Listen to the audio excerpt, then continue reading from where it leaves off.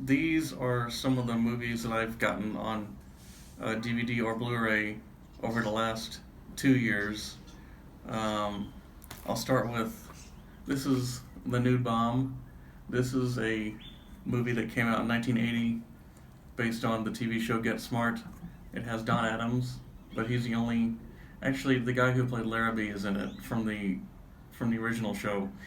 But it wasn't well received when it came out in 1980 in theaters, but I thought it was pretty funny. I had seen it before on TV. I think like in the 80s, it aired under the title "The Return of Maxwell Smart," but it's funny. It's humorous. It has two audio commentaries, so that's always good. So The Nude Bomb. Here is Bug. I haven't watched this yet. 1975. It's about giant. Uh, I don't think they're cockroaches, but they look like giant cockroaches that attack a city in California. I think it has a commentary also. Um, so yeah, it's based on a book called the Hephaestus Plague. So there's that Bug. This is a movie that was originally in 3D. Coming at You, 1981. I saw this in the theater when it came out at the Irving Mall General Cinema. Um, if you have a 3D television, you can watch it in 3D, but I don't. Okay. I saw they re-released this about, I don't know, 15 years ago into theaters, and I saw it then. But yeah, it's pretty good. Let's see. This is Midnight Run. I bought this for like $7 on Amazon because I wanted to see it again. I haven't watched it recently, but I remember it's pretty funny with Robert De Niro and Charles Grodin. Here is the first season of Human Target. This was a Fox TV adventure series with what was his name? Dang it. Well, anyway, it has Chi McBride and this guy from Bad News Bears. Um, let's see, Mark Valley. Yeah, it was on the back. Was the name of the main guy. He was also on Boston Legal. Anyway, it was a pretty good adventure show on Fox. It had 2 seasons, but it got canceled. Pretty much like every good show Fox has ever done, the most it gets is 2 seasons. So anyway, Jackie Earl Haley. That's the guy from Bad News Bears. Good actor. This is Invasion of the Bee Girls. You can find this quite often on like those 50-pack DVDs in kind of crappy quality. It's public domain, I think. I think that's the reason why you can find so many different versions of it on DVD. But this is a Blu-ray, so I've never seen it, but I hear it's entertaining, and it's probably good quality because it's Blu-ray. So there's that. Let's see. This is Amazon Women on the Moon, which was directed by 5 different guys, one of them being John Landis. I think it's an unofficial sequel to Kentucky Fried Movie. It feels just like Kentucky Fried Movie. It's funny. It's a sketch movie. I watched it for the first time just a few months ago. It's enjoyable. I like it quite a bit, and it also has a commentary, so that's always a plus. A commentary track on a movie is getting like an extra movie, especially if you're like me and you enjoy learning more about the movie that you just watched. Because I like commentaries, especially for movies that are from before 1995. That's kind of when my interest level dips somewhat. But anyway, not my interest in movies, but because movies pre 1995, 1990, just had more. It's the old thing of where there wasn't much CGI, so the stuff just the craft of making movies was a little bit more interesting, and then especially the small indie, low-budget movies. This is Prey for the Wildcats, which I always enjoy a good weird cast, a mixture of people you wouldn't normally see together. This has William Shatner and Andy Griffith and Marjo Gortner and Robert Reed from the Brady Bunch. It was a TV movie made in 1974. Again, that cast is just, does it get much better? I don't think so. Another commentary, so that's always fun. Folks, with Roger Moore. It came out in 1980, kind of in the middle of when he was playing James Bond. This isn't a Bond movie. In fact, his character is dissimilar to James Bond, and I think that's one reason why Roger Moore wanted to do this movie. His character is basically like a independent mercenary. At the beginning of the movie, you see him like training this group of like 10 dudes, at his home.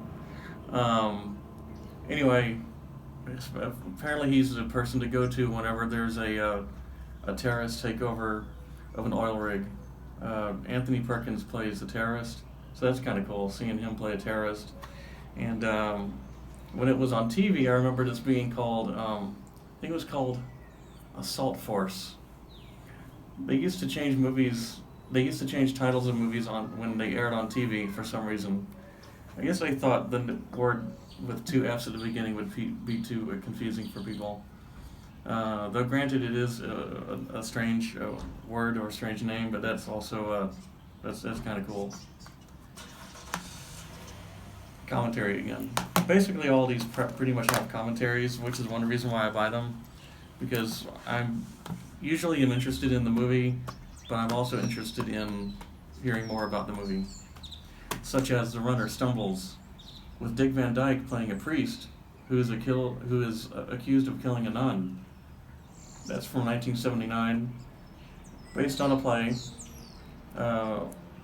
Another entertaining movie. This had only been released on VHS in the United States, I think sometime in the 80s. This was the first Blu-ray release of it. So this is a good one. This is at Half Price Books. It's Stripes. It's advertised as the extended cut, so that's good.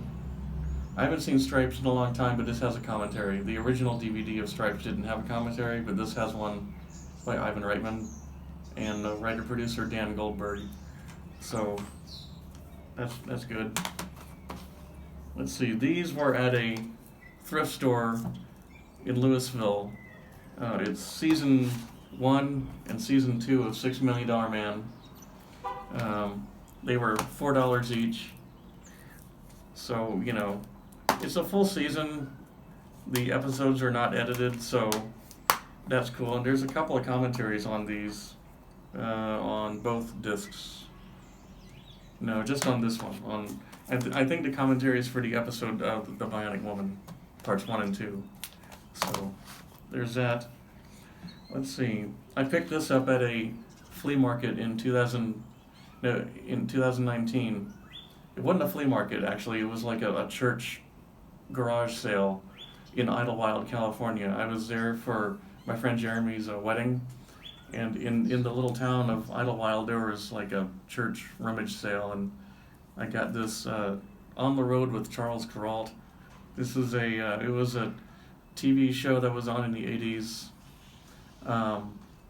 where Charles Kuralt would drive this RV around the country and then have stories about, Americana, just interesting things that would go on in the U.S. Like episode 1 has Blenheim Ginger Ale, Golden Gate Bridge Workers, and Bicycle Man. And episode 2 has Super Shoe Salesman, Down Home Remedies, 80-Year-Old Cook, and Unique Mailbox Posts. So that's where to go if you want to learn more about unique mailbox posts. like I do. This also I got at the same rummage sale. It's the Drowning Pool starring Paul Newman. It's the sequel to Harper. I don't think I've ever seen it, and it's nothing. It's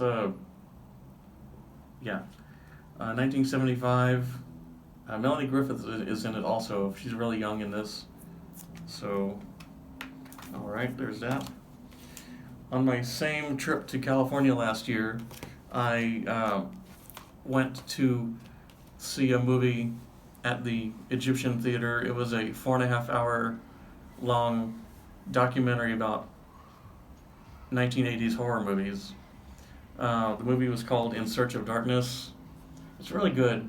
Um, the Blu-ray I think was only available as part of the people who made the movie. They had a GoFundMe page, and so I bought this along with a ticket to the movie. When I went to actually go see the movie in California, I left shortly after intermission because I was starting to fall asleep, and I think the filmmakers were sitting in the row behind me, so I didn't want the filmmakers to hear me snore. It's a very interesting documentary, but it was late at night. It's a 4.5 hour movie, and I didn't want the filmmakers to think that I was bored because I certainly was not. So I went ahead and bought the Blu-ray, and since then I have watched the whole thing, and Roz even watched it with me. And it's if you like 1980s horror movies and exploitation slasher movies, stuff like that, then I think you would find this entertaining. I don't think you can really buy this on Amazon though, or find it anywhere. So, maybe you can borrow it sometime. All right. On that same day when I saw In Search of Darkness, as I was walking back to my motel after deciding I shouldn't fall asleep during the movie, I walked by the Scientology headquarters, and I saw these Dianetics DVDs that they were just giving away. So I asked if I could have one. It's still wrapped. I haven't watched it, but I thought, well, that might be interesting. I don't know if I'll ever watch it or care about Scientology, but there's that. I picked that up a couple of years ago. All right, so that's the end of part one. So there will be more soon.